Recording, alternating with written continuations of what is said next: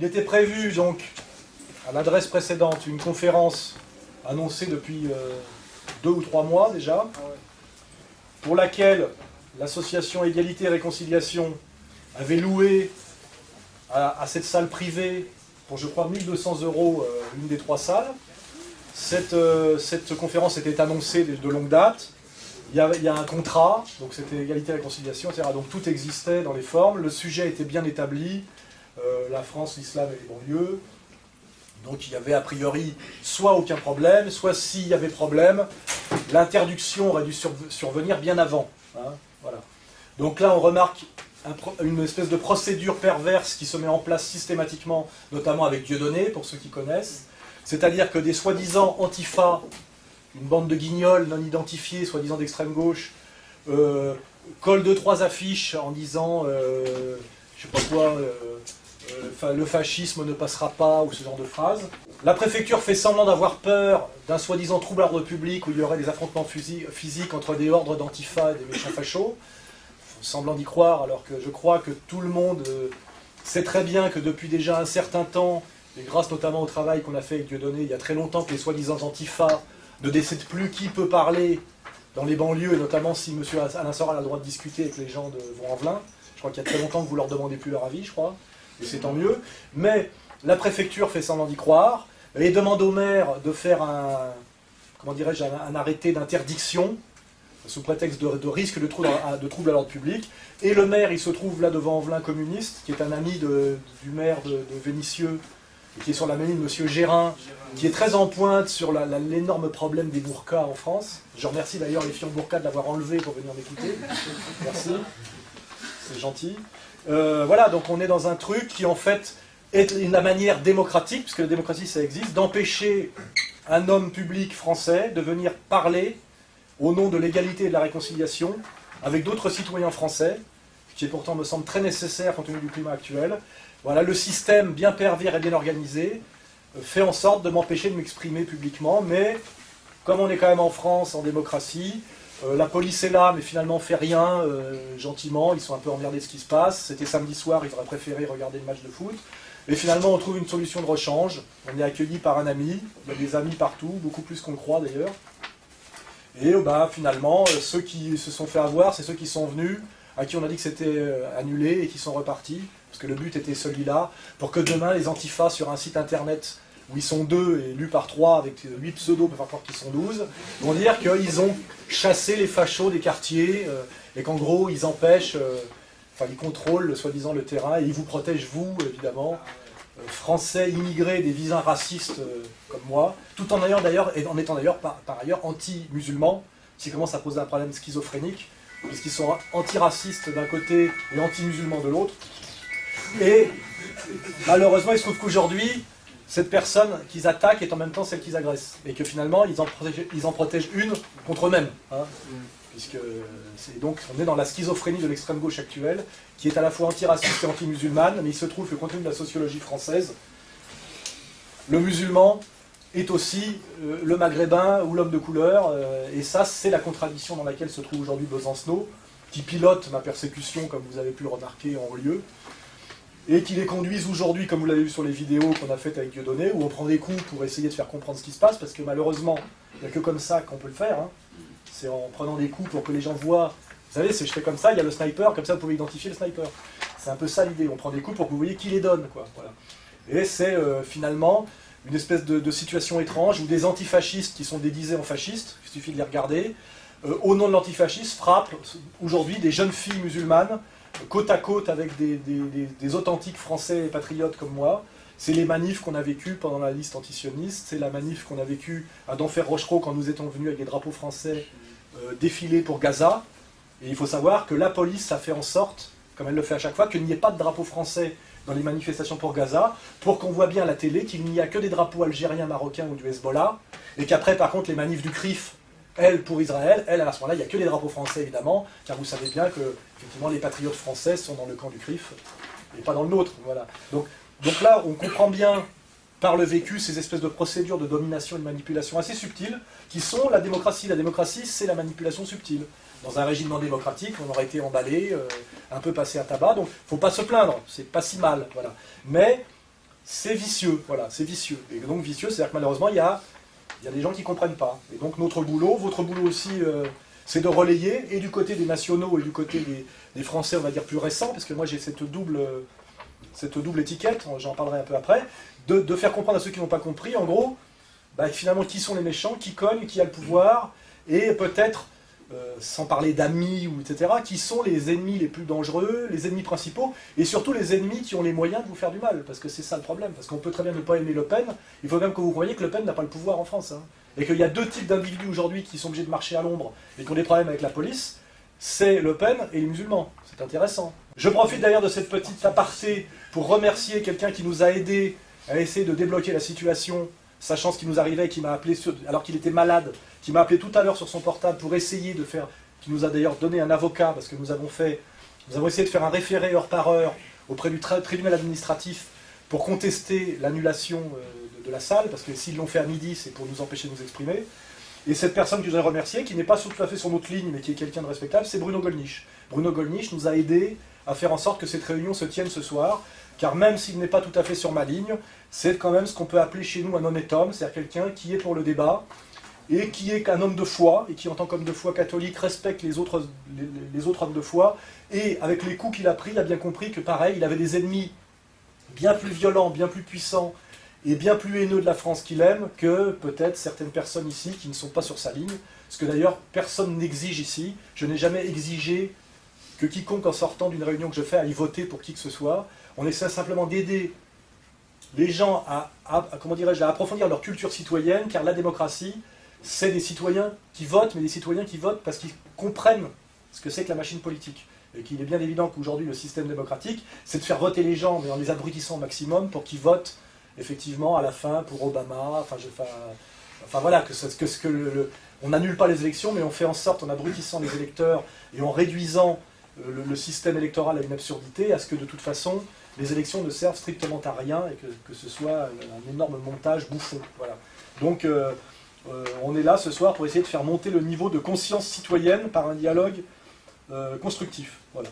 Donc ça, c'était remarque. Donc on voit bien aujourd'hui effectivement que finalement, des gens d'extrême gauche qui sont une poignée ont immédiatement obtenu de la préfecture qu'elle donne l'ordre au maire de supprimer notre réunion. Donc on voit bien qu'il y a une connexion. Petit groupuscule d'extrême gauche, préfecture de police, et le maire communiste, mais sur une ligne très très anti-Bourka, visiblement était très content d'annuler la réunion. Les électeurs de Vaux-en-Velin font ce qu'ils veulent aux prochaines élections, mais enfin, visiblement ce monsieur-là ne fait pas partie de nos amis. Voilà. Hein. Dernière remarque, il est évident que grâce au travail qu'on a fait aussi avec Dieudo et grâce au travail que vous faites aussi, les histoires de troubles à l'ordre public ou des soi-disant antifa prétendraient nous empêcher de discuter entre nous. Cette période est passée, elle a existé. Ils n'oseraient pas mettre les pieds à Vaux-en-Velin, nous le savons tous, hein, car nous les chasserions ensemble. Et c'est ça qui est intéressant, c'est qu'aujourd'hui, cette extrême gauche néocoloniale a cessé de vous traiter comme des enfants. Hein, parce que ça, c'est insupportable. Hein, c'est ce qu'on appelait l'indigénat, hein, qui a existé sous Julien Drey pendant des années. On vous donnait 2 ballons de foot, 3 ghetto blasters, et vous faisiez exactement là où on vous dit de faire, ce qu'on dit normalement aux chiens. Cette période-là, au moins, est révolue. Hein. Bon, Julien Drey vient d'échapper à la justice grâce à ses puissantes relations, mais je pense que sa crédibilité en banlieue et de toute son organisation, soi-disant, qui s'appelait SOS Racisme, et donc, dont on a compris d'ailleurs, au bout de 25 ans, que c'était pour sauver le racisme, parce que je crois que sans SOS Racisme, le racisme aurait disparu depuis déjà les années 85. Mais grâce à SOS Racisme, qui a bien éduqué les jeunes de banlieue issus de l'immigration à haïr les Français comme moi, et qui parallèlement a bien en même temps et aller voir en douce les Français comme moi pour dire « voyez que ces gens-là vous détestent », et qu'ils sont hostiles, et qu'heureusement qu'en Israël, nous sommes l'avant-garde du monde judéo-chrétien et qui luttons contre le danger bougnoulique, parce qu'on voit très bien comment la combine est montée. Hein. Je pense que cette période où ces gens-là pouvaient nous prendre pour des imbéciles est un peu révolue. Alors ils ont encore des moyens de police pour nous empêcher de nous réunir, qui sont des moyens médiocres, ils nous ont fait déplacer de 300 mètres, mais nous sommes là, sans sécurité, sans armes, sans violence, et j'ai fait ce genre de réunion, même quand j'étais, la courte période où j'étais au Front National, parce que j'ai été au Front National quelques mois. On sait pourquoi j'y suis allé, d'ailleurs si des gens veulent le savoir, si quelqu'un veut que je leur rappelle pourquoi j'y étais, je leur rappellerai. C'est pas comme il y a marqué sur les affiches que j'en ai été viré parce que trop extrémiste. J'ai accepté d'être le conseiller de Le Pen sur la question des banlieues et sur la question sociale au moment des élections de 2007. Et moi, mon analyse, c'était les musulmans ont vocation à rejoindre les patriotes français car nous avons les mêmes valeurs en réalité, qui sont les valeurs, ce que j'appelle de la droite des valeurs. Hein. Nous avons des tas de points communs. Nous avons des valeurs, respect de la famille. Nous sommes finalement ensemble très éloignés du monde décadent, gauchiste, de la gay pride et de la technoparade. Et c'est dommage de nous faire la guerre entre nous, alors que quelque part, nous partageons beaucoup de choses en commun. Voilà. Il y a un certain respect du patriarcat, un certain respect des valeurs classiques, etc. Ce que M. Gollnisch a parfaitement compris d'ailleurs récemment en participant à certaines réunions. Voilà. Donc j'étais allé au Front National en disant, surtout que Le Pen était déjà très pro-arabe en politique étrangère, c'était le plus pro-arabe en politique étrangère de tous les Français. Je disais, de toute façon, être contre les voyous, c'est pas être contre les musulmans ou les gens de banlieue, car en banlieue, les trois quarts des gens sont contre les voyous aussi, et les trois quarts des pères de famille de banlieue, leur rêve, ce n'est pas que leur fils soit un délinquant.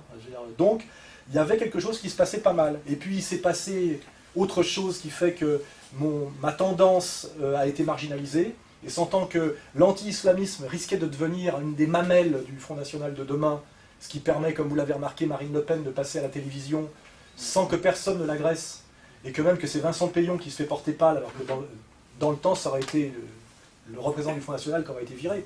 Là, maintenant, c'est le mec du PS qui ne vient pas. Bon, il se trouve que la tendance anti-islamique du Front a marqué des points, parce qu'avec l'anti-islamisme, on a droit aux médias et à la respectabilité, car personne n'injurie Marine Le Pen sur un plateau, alors que Gollnisch, les mecs ne le regardent même pas quand il lui parle. C'est assez étrange. Donc je suis parti du Front National en faisant une déclaration solennelle en disant pourquoi je partais, car j'étais contre la ligne anti-islam que je trouve moralement condamnable et politiquement peu stratégique, car en réalité il y a beaucoup plus de musulmans qui pourraient voter pour un parti nationaliste que de ceux qui vous invitent à la télé, mais qui ici constituent un puissant lobby, ne constituent pas un électorat, et qui en plus nous haïssent très très profondément, et qui haïssent d'ailleurs tous les patriotes du monde, et qui n'aiment aucun peuple solidaire et aucun peuple fier de sa nation et de ses frontières. Il faut savoir que ça se passe comme ça partout. Hein, voilà. Donc moi, c'était pas ma ligne, j'en suis parti. Donc j'ai été quelqu'un qui a tenté de faire quelque chose au Front National, qui, je le crois, était risqué, courageux, et voué sans doute à l'échec. Je l'assume totalement. Je suis un type qui aime bien prendre quelques risques, quoi. Enfin, tenter des trucs un peu rock'n'roll. Voilà. Il se trouve que par ailleurs, dans ma vie, j'ai été 7 ans au Parti communiste, ce dont que je revendique aussi. Et j'ai quitté le Parti communiste pour les mêmes raisons que j'ai quitté le Front National, parce que j'ai constaté que ces mouvements, qui étaient des mouvements qui avaient encore une certaine indépendance, se sont soumis au système. Et en fait, nous assistons peut-être en ce moment à la soumission du Front National au système, comme j'ai assisté moi à l'époque à la fin de Georges Marchais, à la manière dont le Parti communiste français s'est soumis au système, s'est soumis au Parti socialiste, dont Julien Drey dit des fois d'ailleurs sa langue fourche, il dit parti socialiste des fois. Il a du mal à distinguer les deux. Enfin bon, je ne m'apaisantirai pas sur ce sujet. Et donc en fait, ma position a toujours été une position de résistance au système, qui est, je crois, la pire chose. Et pour ça, il faut s'appuyer sur ce qui existe. Et il y a des gens anti-système au Front National, il y en a. Il y a des gens anti-système dans les banlieues, il y a des gens anti-système dans la police, il y a des gens anti-système, même Jean-Marie Bigard, dans le show business, il y a Dieudonné, il y en a partout. Et ce qu'il faut, c'est créer la fraternité des gens qui ont compris ce que c'était qu'un système de domination, le système de domination, comment il fonctionne, et savoir ne pas tomber dans les pièges, et ne pas aller systématiquement vers les ennemis qu'on leur désigne. Un peu comme on va sur le taureau va sur le foulard rouge, alors qu'en fait ce qu'il faut charger c'est le torero. Si on est un taureau intelligent comme ça, la corrida s'arrête beaucoup plus vite. Il n'y a pas de mise à mort. Si vous chargez directement le taureau, c'est pas vous qui finissez avec l'épée dans la tête, alors que si vous chargez le foulard comme on vous le dit de le faire, et ben à la fin, le torero repart avec la queue et les 2 oreilles. Voilà.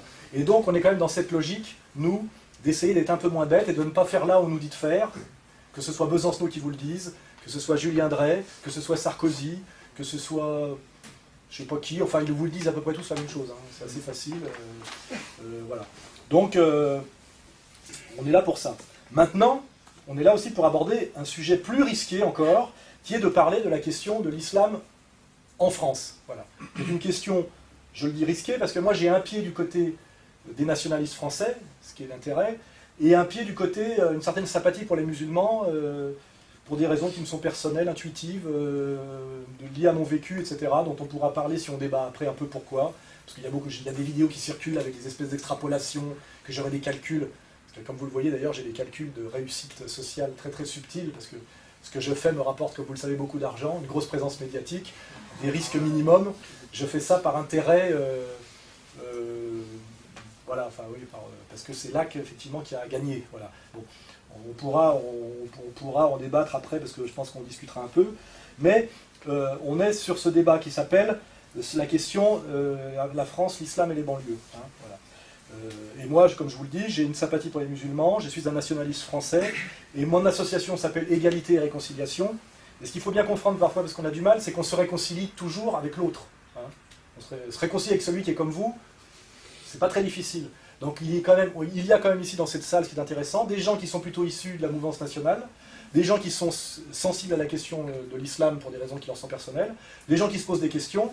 Et ce qui est intéressant, ce qui est l'intérêt de l'association Égalité et Réconciliation dont je suis le président, c'est que c'est une association transcourante, c'est-à-dire qu'elle est composée de gens différents qui, je pense, s'ils se réconciliaient, constituent ce que j'appelle le peuple de France, dans ce qu'il a de plus respectable, de plus intéressant et sans doute de meilleur. Voilà. Mais c'est un travail difficile, car comme je vous l'ai dit tout à l'heure, l'Empire, le système, fonctionne parce qu'il divise le peuple et qui pousse, exactement comme dans les cités américaines, les latinos à se tirer dessus contre les noirs américains, il pousse un système des luttes légitimes qui seraient verticales à s'horizontaliser, notamment en banlieue, à faire que le français chômeur qui a la haine, demain s'en prenne aux musulmans chômeurs également qui a la haine. Comme ça, il n'y a plus qu'après à mettre des barbelés autour et on regarde les animaux se bouffer entre eux, on peut même faire payer l'entrée, enfin payer le spectacle, vous voyez, avec les caméras, et ça fait un spectacle de violence et de haine, horizontal, inutile, dont pâtissent les gens du peuple, et que regardent, en faisant des commentaires plus ou moins sophistiqués, les gens de la ville, la bourgeoisie, etc. C'est un peu ce qui est en train de se mettre en place de plus en plus en France. Voilà.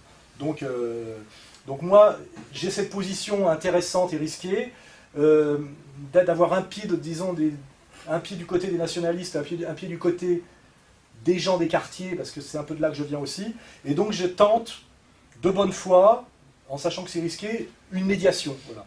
Et donc pour traiter cette question de l'islam et de la France, je vais vous lire un texte peut-être que vous connaissez qui circule un peu sur internet, qui s'appelle « À l'ombre du minaret en flammes », que j'ai écrit pour essayer de créer, pas créer le débat, mais comme ce débat nous a été imposé, parce qu'on a créé un débat qui s'appelle l'identité nationale.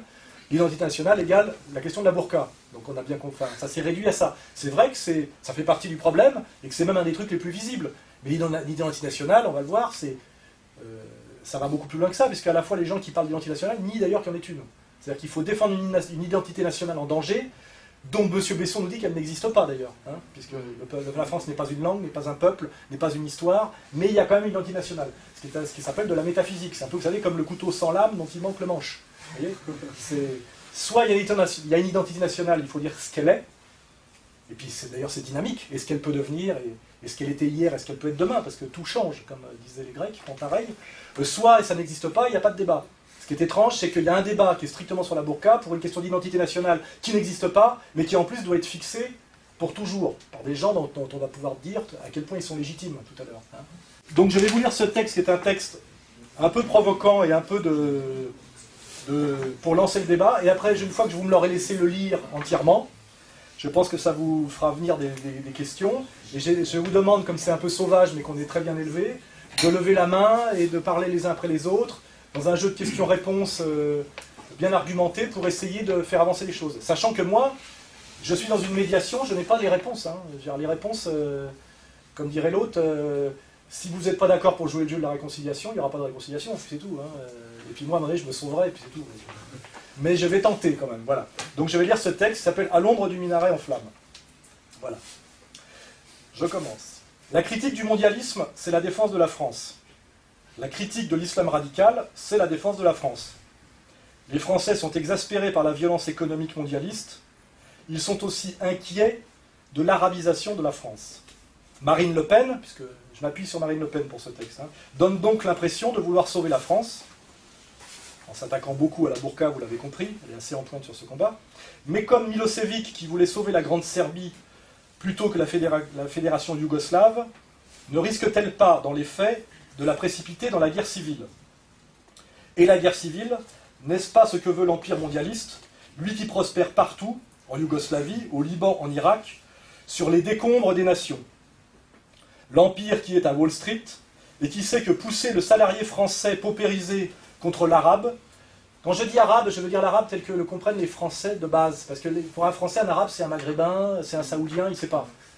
Donc moi, j'emploie les mots tels qu'ils fonctionnent pour le peuple. Hein, que vous pourrez après me donner toutes les leçons de sémantique sur la différence entre un maghrébin, un arabe, etc. Là. Quand je dis l'arabe, c'est l'arabe tel que le dit le mec du bistrot, c'est-à-dire le maire de Vénissieux de Vanvelin.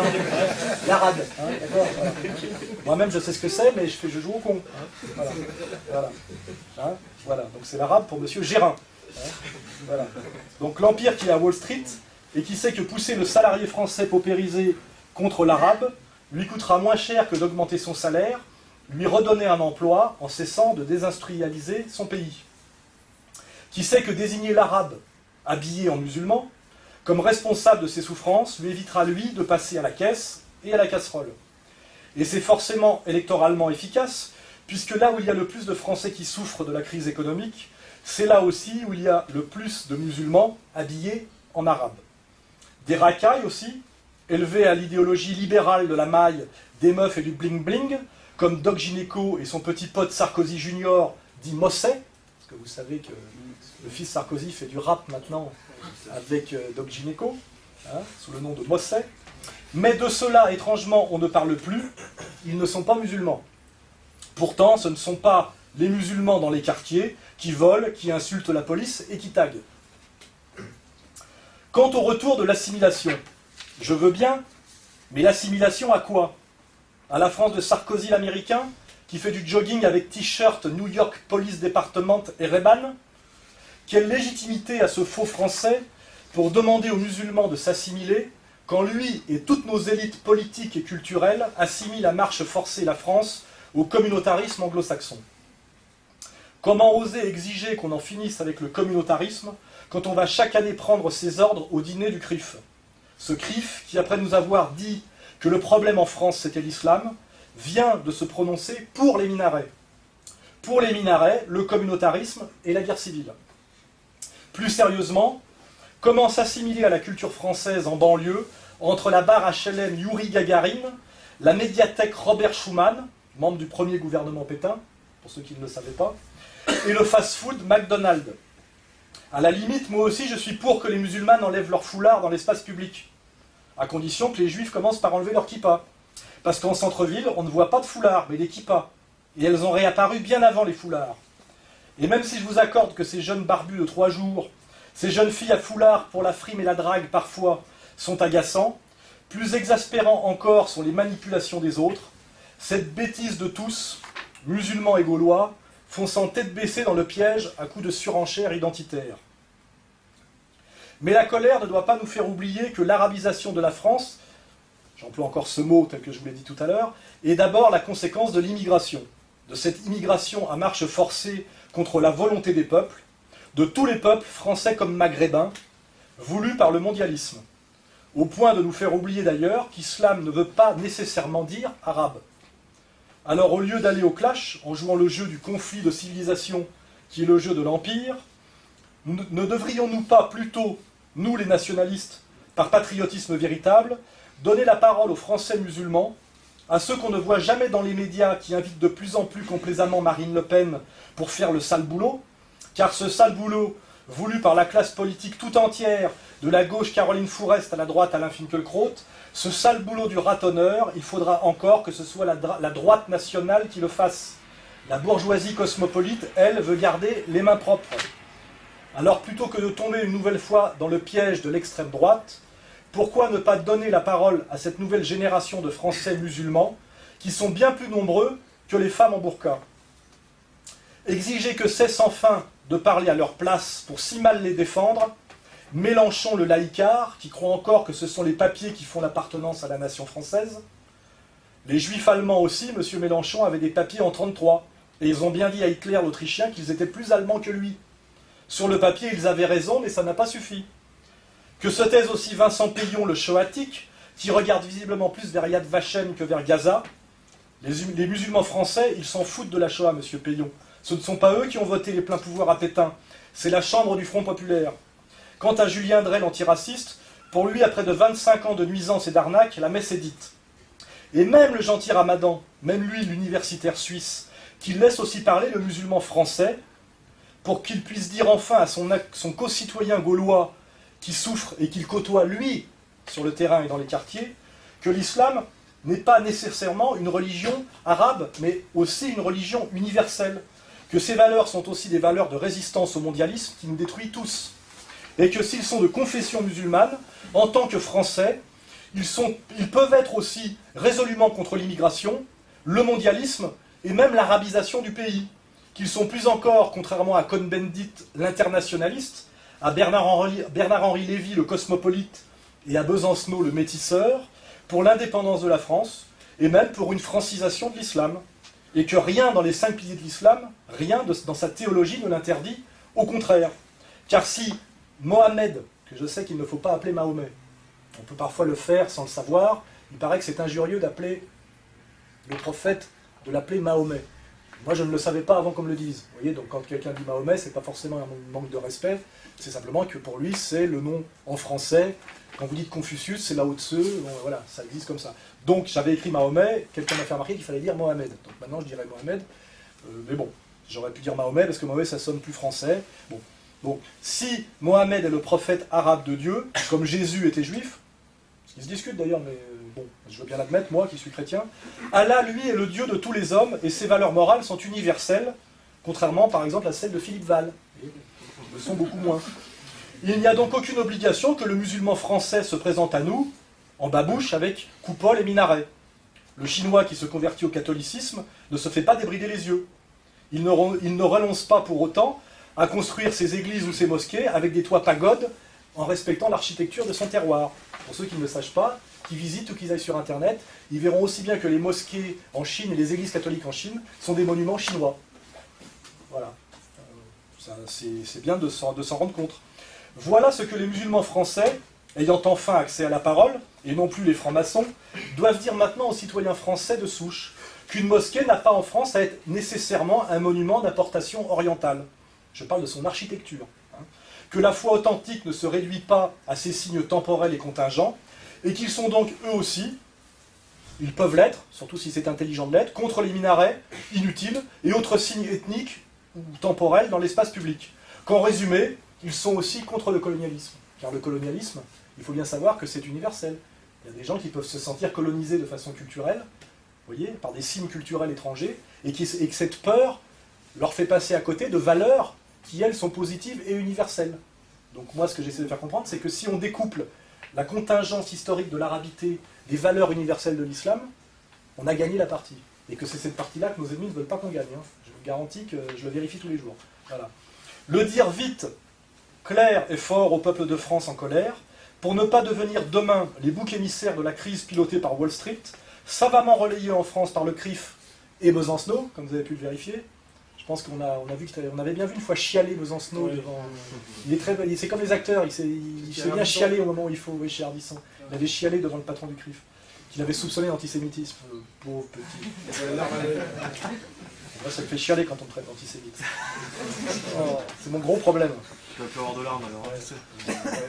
Donc, de cette crise économique pilotée par Wall Street, savamment relayée en France par le CRIF, et dont Marine Le Pen, à ne pas plus y réfléchir, risque de devenir le prophète.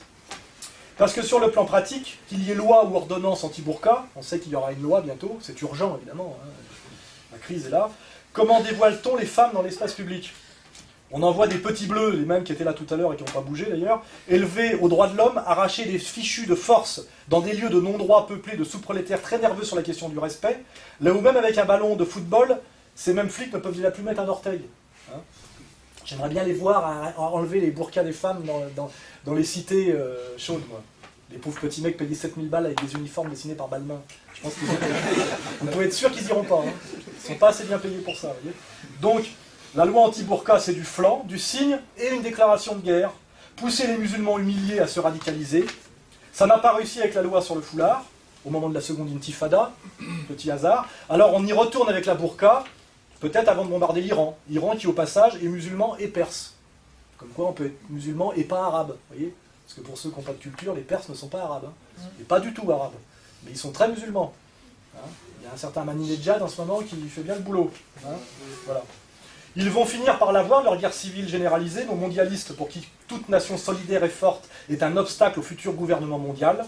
Ils vont l'avoir comme ils l'ont eu déjà en Yougoslavie, en Irak, au Liban et en Palestine. Hein.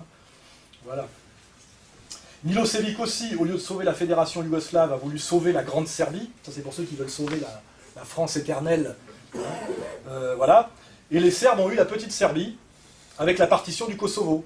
Pour ceux qui s'intéressent au Kosovo, aujourd'hui il y a un gouvernement musulman au Kosovo, mis de force par les Américains, sans même qu'on ait demandé leur avis aux Kosovars musulmans, qui demain se feront égorger par les Serbes dès que les Russes vont reprendre la main et qui seront chassés en Albanie. J'y étais, j'ai tout vérifié de A à Z, c'est comme ça que ça va finir. Hein. Voilà. Et les Kosovars musulmans, on leur a rien demandé. Rien. Hein. C'est l'Usheka, c'est-à-dire la mafia albanaise, l'armée américaine, les agents anglo-américains sionistes qui ont monté la combine pour nous faire une petite république islamiste en Europe, pour bien foutre la merde, bien monter l'anti-islamisme, et puis bien montrer que le problème, effectivement, en Europe, c'est l'islam. Le problème, c'est quand on va voir de près au Kosovo, qu'on n'est pas Dantec, qu'on n'est pas caché au Québec pour cracher dessus, on voit qu'en réalité, ce sont les Américains qui sont soi-disant en train de nous protéger du danger du terrorisme islamique, qui ont de toutes pièces monté une république islamique au Kosovo, où d'ailleurs ils ont construit avec l'argent des Saouds des mosquées blanches wahhabites, dans lesquelles ne vont pas les musulmans kosovars qui pratiquent un islam turc. Vous voyez, c'est pour ça que quand on va voir, là on voit d'un coup la combine, c'est exactement le contraire de ce qu'on croyait, quoi. Hein, voilà. Moi il se trouve que j'y suis allé voir, donc effectivement j'ai vu que ça ne s'était pas passé comme ça, quoi. Hein. Donc les Serbes ont voulu sauver la Grande Serbie, ils ont eu la Petite Serbie et la partition du Kosovo. Et souvenez-vous là aussi que Bernard-Henri Lévy, Kouchner, Glucksmann le Tchétchène, étaient tous pour les minarets et les musulmans. Il faut remarquer quand même, c'est étrange. Hein. C'est-à-dire que ces types-là sont toujours pour les musulmans, chaque fois que ça peut faire du tort aux musulmans, d'une certaine manière. Hein. Voilà. Bon, c'est pour ça que c'est compliqué. Hein. Ils sont tous pour les minarets, hein. Il n'y a pas de problème. Ils ont compris que ça énervait les Français, ils sont pour. C'est à ça que devraient penser les Français en colère avant d'emboucher les trompettes de la Reconquista. Et au lieu de regarder vers les identitaires hollandais ou danois, tous agents de l'Empire et sionistes, comme pour Dantec, le sionisme est un très bon marqueur, parce qu'on voit très bien qu'aujourd'hui on a tout à fait le droit d'être d'extrême droite si on est sioniste. Hein. Le problème c'est juste d'être anti-sioniste. Extrême droite, il n'y a aucun problème si vous êtes extrême droite sioniste. Hein. On le vérifie tous les jours et de plus en plus. Hein. Voilà. On a même un certain Éric Zemmour qui montre assez bien comment, quand on s'appelle pas Soral et qu'on n'est quand même pas trop amis des musulmans, on peut dire des trucs que si moi je le disais, je serais viré en 24 heures.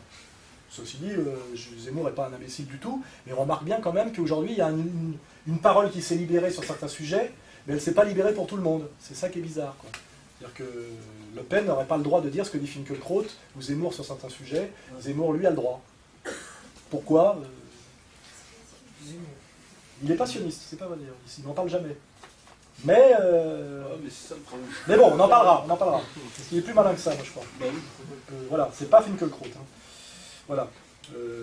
Donc je dis, c'est à ça que devraient penser et les Français de souche qui rêvent de Reconquista, là c'est un peu pour les identitaires, et aussi les musulmans qui pensent aussi qu'ils font une guerre sainte et qui sont là pour coloniser l'Europe, parce que j'ai entendu des fois aussi des conneries assez graves de ce côté-là. Et je dis que qu'ils devraient plutôt regarder du côté du général Aoun, qui connaît lui la guerre civile, ses dégâts et ses buts et ses causes.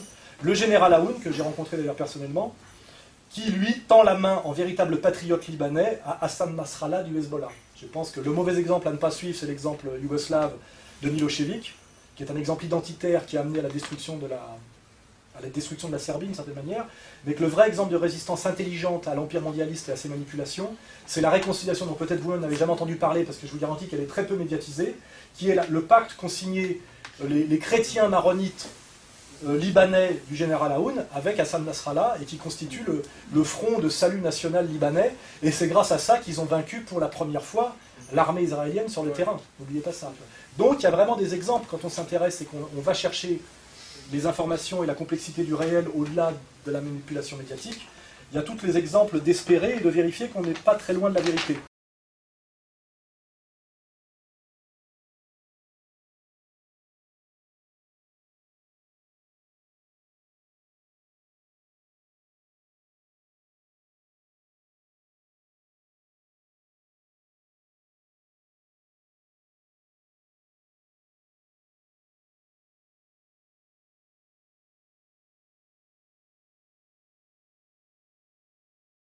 Je vous ai lu ce petit texte, dans lequel je pense qu'il y a à peu près tout en germe les sujets de discussion possibles et imaginables sur ce sujet complexe et très central aujourd'hui, parce qu'on aurait pu faire une conférence sur la crise économique, mais ce n'est pas le sujet. Le sujet, c'est l'islam et la France, on va dire, et les banlieues, ce qui est intéressant. Parce que, comme vous avez remarqué, avant, le gros problème, c'était la délinquance des banlieues.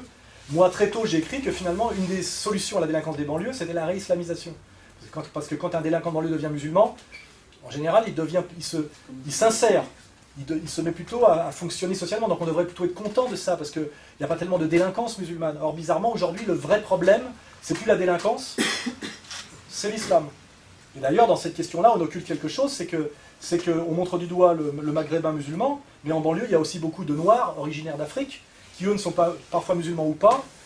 Pour ceux qui connaissent le Forum des Halles, toutes les bandes de délinquantes sont des bandes d'Africains, ou de gens noirs, et ce problème est totalement occulté, et aujourd'hui quand on parle de banlieue, ça c'est un sujet, on met ensemble, comme si c'était la même chose, des musulmans souvent d'origine maghrébine, et des Africains qui sont souvent pas musulmans.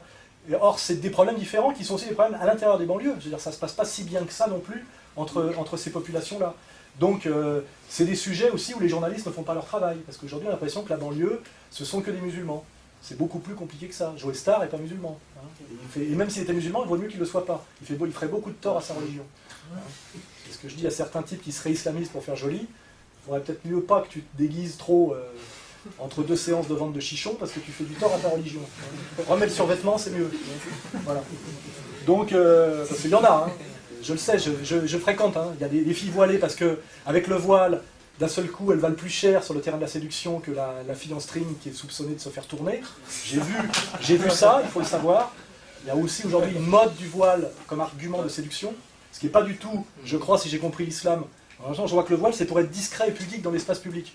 Quand ça devient une revendication de mode agressive, arrogante et une stratégie de séduction, ça peut devenir un contresens selon le Coran. Vous voyez ? Donc tout est très compliqué, c'est ça que je veux dire. Hein.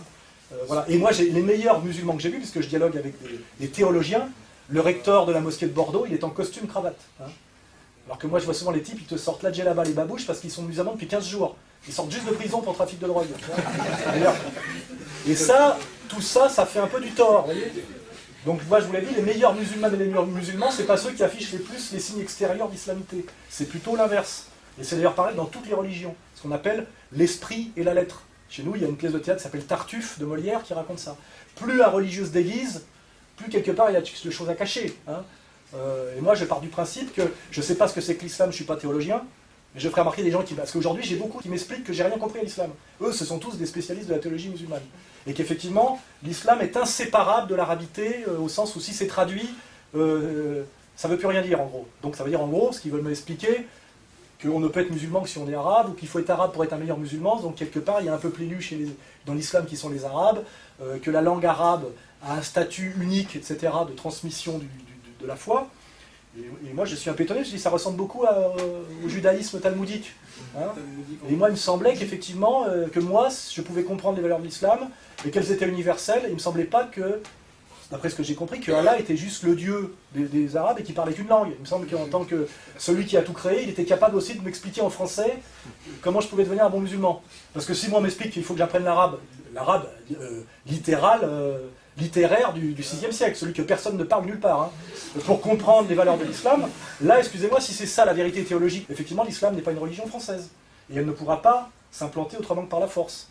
Mais ça c'est bizarre, parce qu'il y a des soi-disant théologiens qui apparaissent d'espaces bizarres pour m'expliquer ça, qu'il faut qu'on en passe par l'arabité pour devenir musulman. C'est très ennuyeux, parce qu'effectivement, moi, j'ai un très gros respect pour les musulmans, mais j'aime bien les monuments français, j'aime bien la langue française, et si on me dit que je dois porter des babouches, une djellaba, et mettre des portes maghrébines chez moi pour pouvoir comprendre les valeurs universelles de l'islam, c'est que c'est pas universel. Vous voyez, je suis pas théologien, mais j'ai un sens logique. Hein, voilà. Mais il y a beaucoup de gens qui vont nous amener sur ce terrain-là. C'est pour ça que je démine. Déjà, au cas où il y aura un salafiste dans la salle, parce qu'il y en a toujours un pour m'emmerder. Hein. Et comme vous le savez, les salafistes, comme les wahhabites, sont les meilleurs amis des musulmans et les plus grands résistants à l'Empire. Vous le savez, ils ne couchent pas avec les Américains, ni avec les sionistes. Hein. Ça aussi, il faudra en parler, ce que c'est que l'islamo-sionisme, parce que c'est peut-être le plus gros problème qu'on rencontre, c'est celui-là. Hein. Ceux qui ont tout intérêt à ce que ça se passe mal. C'est qu'il me semble, moi, que dans l'islam, contrairement au catholicisme, ça ressemblerait peut-être plus au protestantisme d'ailleurs, il n'y a pas de clergé, il n'y a pas de pape. Donc moi, tant qu'il n'y aura pas un pape de l'islam, un Benoît XVI qui m'expliquera c'est comme ça et pas autrement, je dirais à celui qui me dit l'islam c'est comme ça, je dis tu penses que c'est comme ça. Mais il y a aussi une autre autorité qui, elle, dit que ça peut être aussi comme ça. Enfin, une interprétation un peu différente. Voilà. Et il y a, comme vous le savez, débat, c'est très complexe comme partout. L'islam ressemblerait plutôt, pour ceux qui ne le savent pas, chez les nationalistes, au protestantisme tel que le pratiquent les Américains. C'est-à-dire qu'il y a un certain nombre de chapelles qui sont à égalité, et il n'y a pas d'instance supérieure, on va dire, qui dit la loi définitive. Donc, par exemple, Tariq Ramadan peut dire voilà comment j'interprète la chose, mais il y aura un type pour dire je ne suis pas tout à fait d'accord, etc. Ce qui est intéressant, c'est-à-dire qu'il y a débat. Donc, s'il y a débat, ça veut dire qu'il y a démocratie quelque part et qu'il y a ouverture. Donc, justement, parce qu'il n'y a pas de clergé et une totale verticalité dans l'islam, sauf peut-être dans l'islam chiite, mais qui est minoritaire et qui est une autre question. Ici, on est plutôt avec des sunnites. Et bien, justement, ce qui est bien, c'est qu'il y a débat parce qu'il n'y a pas une autorité qui dit la vérité une fois pour toutes et définitive. Donc, je fais exprès de le dire déjà pour préparer un peu le débat pour les gens qui ne connaissent pas bien, mais moi je vois que je pose déjà toutes ces questions, hein, et je vois ce que je prends dans la gueule. Mais c'est plutôt dans l'islam sunnite qu'il n'y a pas de verticalité. Oui, mais l'islam sunnite c'est 85% de l'islam, et en France, c'est l'immense majorité des musulmans. Même en France ou même partout dans le monde, hein, il y a plus de sunnites que de chiites. C'est une manière de lancer le débat. Donc là, parce que moi je me pose cette question, est-ce que je peux comprendre l'islam en français? Voilà. Est-ce que je peux être un bon musulman sans apprendre l'arabe? Voilà, parce que les Français qui sont inquiets, c'est ça qu'ils pensent. Ils pensent que les musulmans de France, ça ne va pas être des Français qui pratiquent une religion universelle qui peut s'exprimer par les médiations de la France. Ils pensent que ça veut dire à un moment donné que des femmes voilées, des babouches, la pâtisserie, on va cesser, il n'y aura plus de la pâtisserie tunisienne et orientale. Et puis ils disent quand même c'est un peu sucré, je voudrais pouvoir continuer à manger des choux à la crème, le baba au rhum. Enfin, c'est un peu ça qui fait peur. Il faut comprendre pourquoi les gens ont peur. Parce que pour eux, un musulman, c'est un colonisateur qui veut imposer une culture orientale à la culture française. Or, malheureusement, il y a aussi sans doute des gens qui croient ça même de l'autre côté, mais moi il me semble que si l'islam est une religion universelle, elle peut s'exprimer, et c'est d'ailleurs l'histoire de l'islam, il me semble qu'en Indonésie... Quand on parle de l'islam aussi, moi je crois que les musulmans en France, qui viennent d'Algérie, du Maroc, la grande majorité ressemble pas c'est pas des musulmans pratiquants en fait. Comme tu disais par rapport... Parce que l'islam est aussi une culture. Oui, moi je suis catholique. Mais ce que je veux dire, c'est qu'ils mettent des Nike, c'est plus une américanisation comme en France. C'est évidemment parce que le sujet est beaucoup plus compliqué et c'est parce que les médias jouent un jeu de réduction et de radicalité volontairement à mon avis soit idiote soit malhonnête, je ne sais pas, qu'il y a un gros problème en France. Et je pense que si, j'en suis persuadé parce que je l'ai vérifié 1000 fois, un dialogue s'instaure, même entre les Français les plus patriotes, les plus attachés à leur terroir, et des musulmans honnêtes qui ne sont pas des agents de gouvernements étrangers ou des types payés pour foutre la merde, très vite ils comprennent qu'en réalité il n'y a pas de problème. Le problème est ailleurs, c'est plutôt des problèmes nous déjà dans les quartiers populaires on le vit tous les jours, parce qu'on se rend bien compte qu'on a des amis qui viennent Il y a très long... Excuse-moi, si nos instances dirigeantes venaient des quartiers populaires, ça serait... Oui, bien sûr. Voilà. Bon. Donc moi je lance le débat un peu comme ça, j'ai éliminé 2-3 sujets. Je suis malin maintenant, pour ne pas les prendre trop frontalement dans la gueule, parce que je suis courageux mais quand même organisé, je suis ce qu'on appelle un battant organisé. Donc maintenant si vous voulez lever la main et poser des questions très pertinentes, c'est le moment. En fait, il y a eu une guerre civile au Liban qui a été très violente et qui était une guerre civile communautaire, donc on sait que ces choses-là peuvent arriver, peut-être pas demain, mais je veux dire des pays qui ont été détruits par des guerres civiles ethnico-religieuses. Il y a la Yougoslavie. Il a failli y avoir la Russie, avec l'affaire tchétchène. Il y a eu le Liban qui a souffert terriblement. Et il y a eu dans une première époque où les chrétiens maronites, qui étaient la tendance des Jaja et des Gemayel, qui ont été sionistes, anti-musulmans, en pensant que finalement ils incarnaient le monde judéo-chrétien. Et finalement aujourd'hui, les chrétiens maronites, parce que les chrétiens du Liban sont maronites, hein, ont compris que finalement, c'est ce qu'ils m'ont dit, hein, moi j'écoute ce qu'on me dit, hein, eux ils ont 20 ans, 30 ans de présence et de conflit, que leurs pires ennemis étaient finalement Israël, et que finalement, aujourd'hui, pour sauver le Liban, il fallait faire un pacte de fraternité entre chrétiens maronites et musulmans, je veux dire, respectables, parce qu'il y a de tout chez tout le monde, et qui sont incarnés au Liban par Hassan Nasrallah.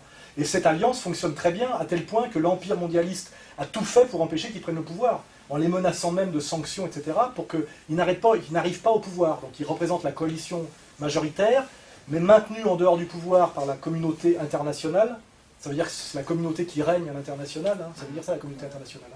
Hein. Et pour que cette réconciliation nationale ne se fasse pas. Alors elle se fait effectivement, mais il n'arrive pas à prendre le pouvoir. Et en réalité, ce que m'a expliqué Aoun, c'est que effectivement le Liban pourrait être l'exemple d'un pays prospère au Moyen-Orient, multiconfessionnel et national.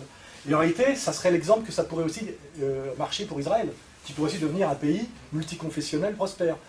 C'est-à-dire cesser d'être un pays d'apartheid, hein, où il faut définitivement qu'un gagne contre l'autre absolument, tu vois, c'est-à-dire que tout l'un ou tout l'autre. Et que donc, Aoun a compris que finalement, le Liban était un exemple qui devait cesser d'exister parce que c'est une solution possible. Si c'est possible au Liban, ça peut être possible en Israël. Et qu'en fait, le sionisme radical avait une volonté et un intérêt à ce que ce Liban multiconfessionnel n'existe pas et à ce qu'il s'écroule par la guerre civile et qu'il n'existe que le conflit de civilisation. Voilà.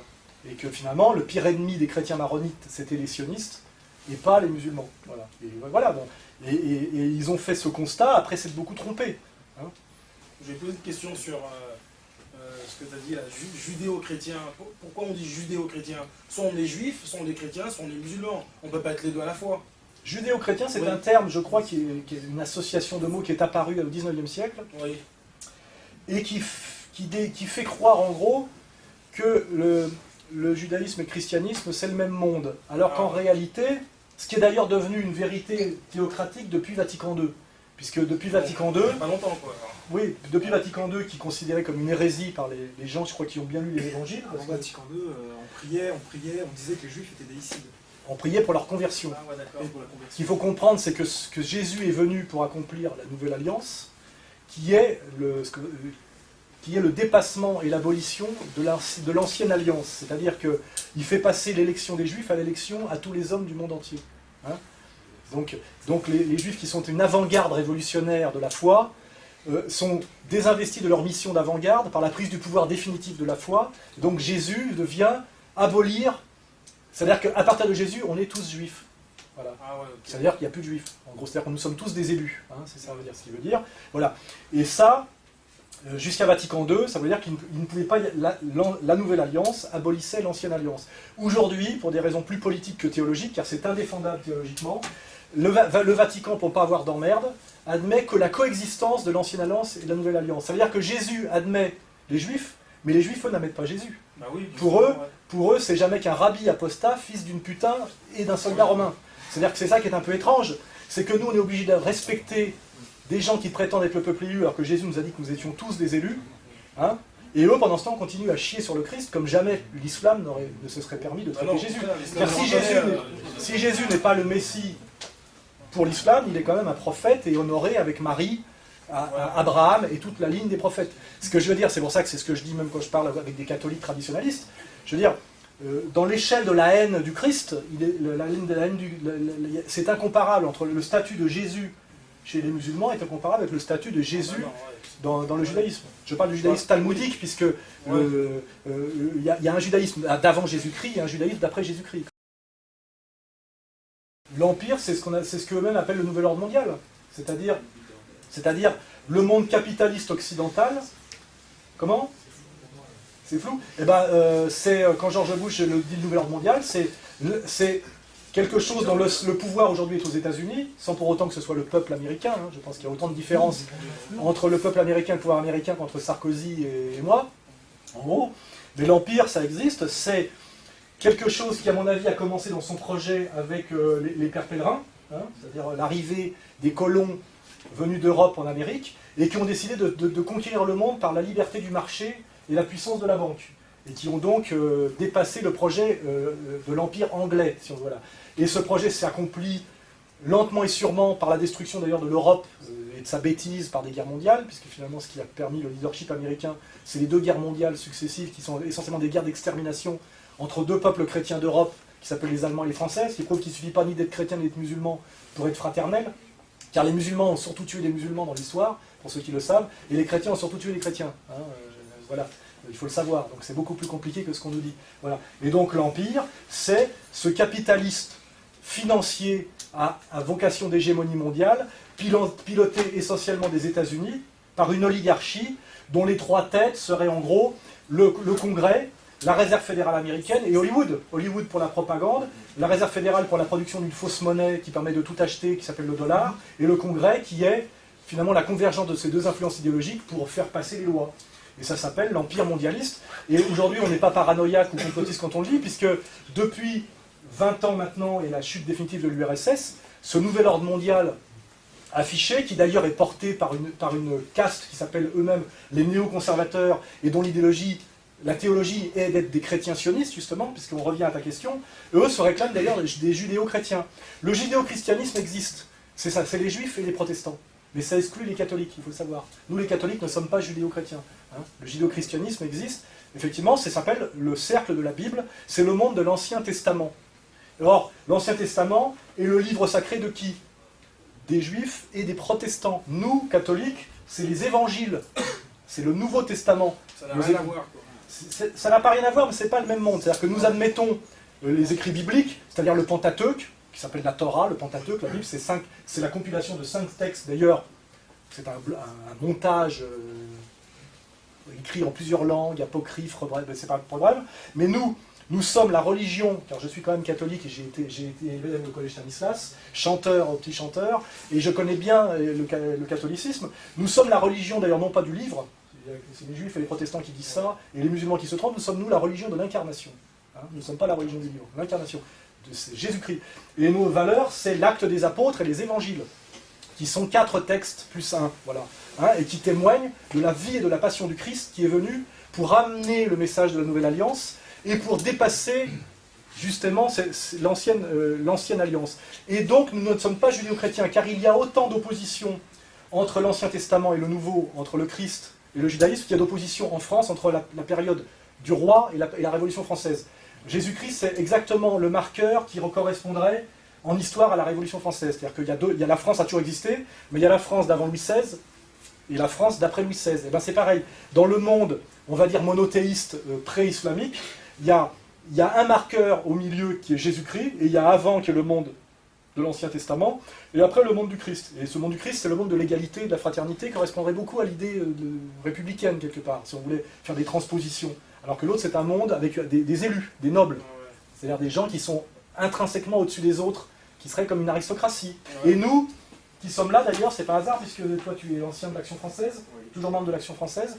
En réalité, nous sommes d'un monde assez étrange. Donc il est royaliste.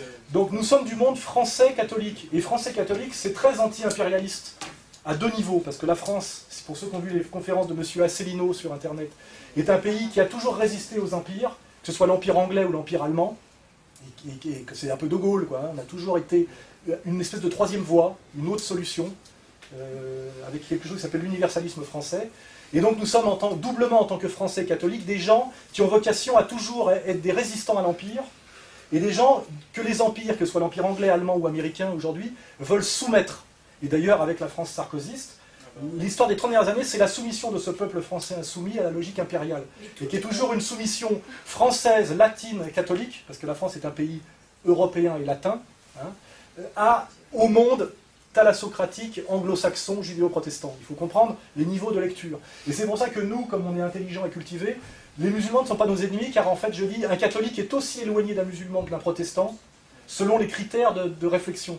Et sur certaines valeurs, il peut se sentir beaucoup plus proche d'un musulman que d'un protestant. Et de prétendre que les catholiques et les protestants seraient la main dans la main, avec les mêmes valeurs contre les musulmans, est un mensonge théologique, politique, sociologique et géopolitique. Alors je connais bien Choprade, il ne souscrit pas du tout à l'idée du choc des civilisations. Il faudrait le relire. Hein. Oui, mais tu l'as pas lu, tu as vu que la couverture. Je veux dire, Choprade ne croit absolument pas au choc des civilisations. Il vient de se faire virer de l'école de guerre parce qu'il a mis le doigt sur le montage du 11 septembre. Et par contre, Choprade n'est pas un pro-musulman. Il pense que l'alliance majeure qu'il faut avoir, c'est avec les Russes et les orthodoxes. Ben, c'est valide comme arme de guerre. Hein. La lutte des classes aussi, c'est valide. Mais c'est pas pour ça que c'est la solution au problème du monde. Voilà. Le choc des civilisations, c'est la théorie des néoconservateurs. Et c'est une idéologie qui dit aujourd'hui, il y a l'islam face au monde judéo-chrétien. Ce n'est pas du tout l'analyse de Choprade. Toute l'histoire du monde, c'est les chocs de civilisation. Hein. Il y a des civilisations et des civilisations qui sont en concurrence, en choc, etc. Mais le problème de la théorie du choc des civilisations, ça s'appuie sur un livre qui s'appelle d'ailleurs Culture et Carnage.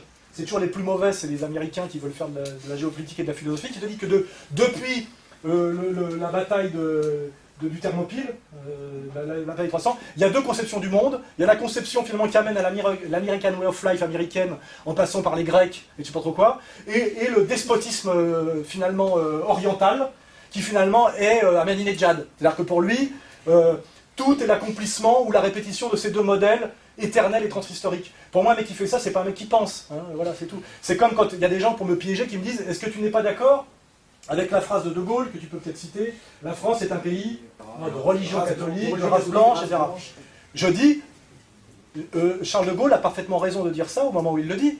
Le problème, c'est que depuis, il y a eu la colonisation, la décolonisation, le regroupement familial, et puis il se trouve qu'aujourd'hui, la France, c'est effectivement un pays gréco-romain de race blanche et de religion chrétienne, qui a sur son sol 7 millions de musulmans que nous avons fait venir nous-mêmes, et qui ne nous ont pas envahis avec des fusils, et qui sont des Français, hein, et qu'est-ce qu'on fait ? Au nom de la France éternelle, on les rejette. Ça veut dire que la définition de la France évolue. Et il se trouve que nous sommes dans une période d'accélération de l'histoire. C'est pas la première fois, parce qu'il faut bien savoir que les comme Besson qui disent la France est un pays de métis, sont aussi des menteurs. La France a été un pays celte qui à un moment donné a subi des invasions très brutales et très resserrées. L'invasion romaine, nous avons été soumis par les Romains et nous sommes donc des Gallo-Romains, puis l'invasion barbare, qui effectivement sont les Germains, ce qui fait que nous sommes des celto romano-germain. Et puis à un moment donné, cette celto-romano-germitude est restée stable jusqu'au XVIIIe siècle, XIXe siècle. Et puis au XIXe siècle, avec l'accélération historique de la révolution industrielle et ses brassages, il y a eu d'un seul coup des Italiens, des Espagnols, des Portugais, des Polonais qui sont venus. Et donc il y a eu à nouveau une période de métissage. C'est-à-dire que la France n'est ni un pays qui a vocation à être métissé, on ne sait pas pourquoi, ni un pays qui a vocation à chercher quelle est sa pureté originelle, raciale, en essayant de remonter jusqu'à l'homme de Néandertal, s'il le faut, parce que la pureté, c'est toujours avant. Moi, j'ai demandé à des mecs, c'est quoi la vraie France? Des mecs un peu, tu vois, à l'extrême droite, il y en a, ils remontaient jusqu'à Philippe le Bel, avec, après, c'était que des vendus, quoi, même Louis XIV. Le problème, c'est, quand on pense que la vérité, c'est remonter le plus loin dans le passé, même le musulman est coincé, hein, voilà, parce qu'il y avait avant le 7e siècle, il y avait des trucs, enfin, voilà. Donc, en réalité, il se trouve que la France est un pays dynamique, qui subit des choses que son peuple ne choisit pas toujours. Je n'ai pas choisi le regroupement familial, et je le dis en mon âme et conscience, j'aurais été contre si j'avais pu. Il se trouve qu'aujourd'hui, il a eu lieu. Nous avons quelque chose d'intéressant qui est un grand espace francophone.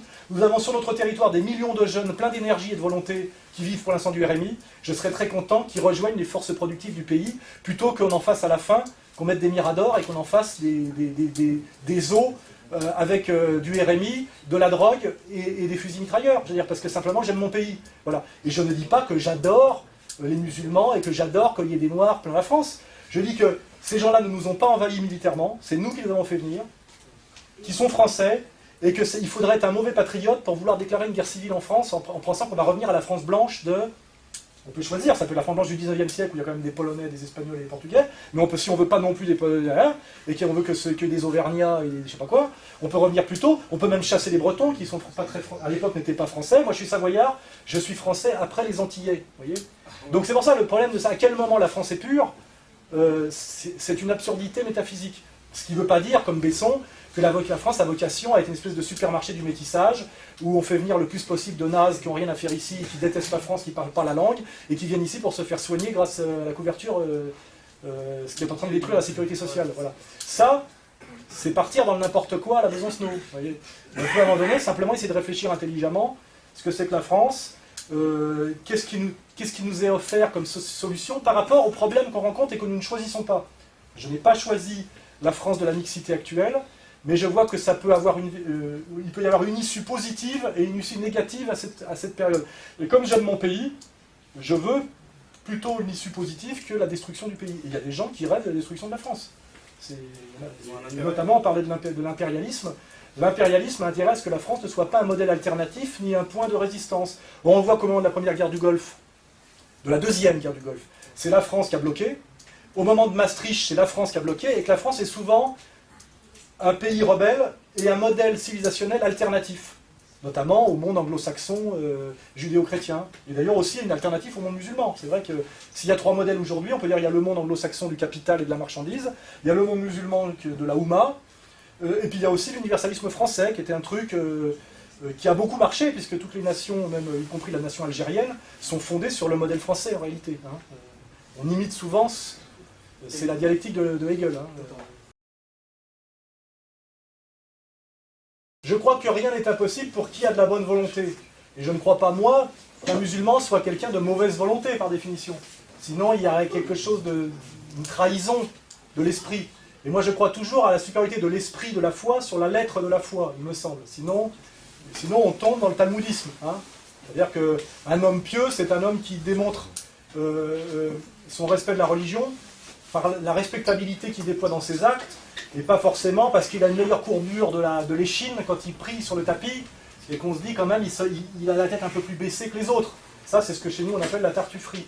Et moi, il me semble que dès lors que des gens de bonne volonté, qui ont été élevés dans des valeurs, car je crois que toutes les religions sont des systèmes sociaux positifs, parce qu'ils permettent à la communauté humaine de sortir de la sauvagerie, de l'égoïsme individuel, pour aller vers la communion et la fraternité organisée. Et si l'islam a existé depuis des siècles, c'est qu'il est un modèle de fonctionnement social qui marche. Sinon, il aurait disparu, ça c'est de la sociologie. Et donc, moi, ce que je disais d'instinct dès le départ, c'est que peut-être la réislamisation des jeunes de banlieue qui, venant du Maghreb, étaient passés par l'idéologie libérale, même s'ils ne l'avaient pas identifié, car le rap, c'est l'idéologie libérale, hein. C'est la consommation, le sexe, etc., était un moyen de devenir des Français en 3 temps, parce qu'en retrouvant des racines et des valeurs, ils permettaient de sortir d'une névrose sociale et d'une crise, qui leur permettait finalement, dans un 3e temps, de devenir de bons citoyens français. Parce que je pense qu'il faut toujours penser dans la durée. Je pense que la réislamisation peut être une période nécessaire pour arriver à la citoyenneté française, bien compris comme ça. C'est une analyse sociologique subtile. Alors qu'en réalité, par la délinquance, on n'arrive jamais à rien. Et moi, j'ai remarqué chez les amis que j'ai rencontrés, que des types qui sont passés de la délinquance à un islam, non pas un islam délirant, extrémiste et suicidaire, l'islam n'est pas une religion de mort, hein, ça aussi je le dis pour certains qui m'ont dit que le but de l'islam c'était le but de mourir, le djihad pris dans son acception guerrière et non pas spirituelle. Ce n'est pas une religion de mort l'islam, hein. Le but c'est de ne pas produire que des martyrs, hein. C'est aussi de produire des pères de famille, et des éducateurs, etc. Bon, voilà. Et que les femmes puissent faire des enfants et les élever. Voilà. Et en fait, avec le temps, il y a toujours moyen, je crois, moi, d'arriver à une solution qui corresponde. Un problème, c'est qu'on est dans une période où on a peu de temps pour réagir, et ce qu'Albert Ali a parfaitement compris, c'est que si nous ne trouvons pas, non pas des solutions, mais créer le dialogue intelligent, qui soit un dialogue et non pas un combat, on sera tous perdants très vite. Et en réalité, nous n'avons plus de temps. Ce que Albert Ali a parfaitement compris, c'est qu'on a perdu beaucoup de temps avec ces 25 dernières années, avec les errances de SOS Racisme, machin, etc. Et là, nous sommes à une période charnière, intéressante, où soit on arrive à créer ce dialogue entre gens de bonne volonté, on va dire toi et moi, et pas Julien Drey avec un salafiste qu'ils auraient choisi eux-mêmes, avec une grande barbe et un couteau quelque part, parce qu'ils aiment bien filmer des musulmans qui sont des bouchers, qui aiguisent leur couteau quand ils ont les interviews. Ils adorent ça, j'ai remarqué. Souvent, le mec, c'est bien fait, quoi. Voilà. Et que si on ne le fait pas maintenant, je pense que dans 3 ans, 4 ans, ça sera trop tard. Car on voit la chose s'accélérer. Hein. La loi sur la burqa, les couvertures des journaux. Enfin, depuis le 11 septembre, on a bien compris que l'empire qui existe avait désigné comme bouc émissaire le musulman. Hein, c'était clair. Or, nous, en géopolitique, on a bien compris que le monde musulman est un monde qui résiste à la mise au pas mondialiste, puisqu'il y a une finance islamique, et que nous-mêmes, qui venons du monde catholique, avons été mis au pas par le mondialisme marchand, c'est-à-dire que nous avons été détruits. Nous savons ce que c'est que d'être détruit, c'est-à-dire le Vatican II, c'est la soumission d'un monde qui a une théologie à l'idéologie dominante. Et d'ailleurs, l'Empire rêve d'un Vatican II musulman. Hein. Il rêve d'ailleurs d'un Vatican musulman et d'un Vatican II. C'est-à-dire d'une instance unique de l'islam, qui dans un premier temps fait Vatican, et après Vatican II, c'est-à-dire produit une série de textes qui aboutit en réalité à la soumission totale du monde musulman à la logique marchande mondialiste. Hein. Voilà. Après, ils s'occuperont des hindouistes et des Chinois, bonne chance pour eux. Parce que de toute façon, pourquoi la guerre se passe contre les musulmans aujourd'hui? Parce qu'on est quand même dans la sphère méditerranéenne, qui est notre monde. Car en réalité, ce qu'il faut bien comprendre, c'est que s'il y a des tensions entre les musulmans et les chrétiens, c'est pas pour rien, c'est parce que nous sommes dans le même monde. Et nous sommes les 2 systèmes concurrents dans le monde méditerranéen et post-méditerranéen depuis des siècles et des siècles. Alors qu'en réalité, les hindouistes et les Chinois ne sont pas dans notre monde. Donc ils ont des religions qui sont autant exogènes, mais avec lesquelles nous n'avons jamais été en confrontation. Alors nous avons été en confrontation et en relation permanente et tendue, et en même temps pas toujours tendue, d'ailleurs avec le monde musulman, dès le 7-8e siècle. Mais par contre, pour ceux qui connaissent l'histoire de la France c'est souvent et parfois, pas souvent, mais parfois, alliée aux musulmans pour résister aux empires menaçants qui étaient soit l'empire allemand, soit l'empire anglais, pour simplifier. Et qui a absolument le magnifique avec François Ier. Et qu'à certains moments, pour l'indépendance de la France, nous avons intérêt, nous, à tendre la main aux musulmans qui font partie de notre espace francophone, de notre espace de rayonnement musulman et de notre ancien empire. Ça fait 3 raisons. Puisque les musulmans, même quand ils m'insultent en français. C'est ce que j'aimais bien avec les maghrébins, je dis quand même ce qui est bien, c'est que tu m'insultes dans ma langue. C'est déjà pas mal, moi je comprends, tu vois. Et que les rappeurs, malgré leurs bêtises, tous leurs textes sont écrits en français. Et même en bon français, ils essaient d'écrire un bon français. Ils ne chantent pas en anglais. C'est-à-dire que, dont je disais, il y a quand même un amour de la France. C'est ce que je disais, en réalité, souvent le français musulman d'origine maghrébine aime beaucoup plus la France qu'il veut bien l'admettre, alors qu'il y en a d'autres qui disent qu'ils aiment la France toute la journée. Je ne vais pas dire Éric Zemmour parce que je pense qu'ils l'aiment vraiment. Mais les Finkielkraut qui en fait l'aiment beaucoup moins que ce qu'ils disent.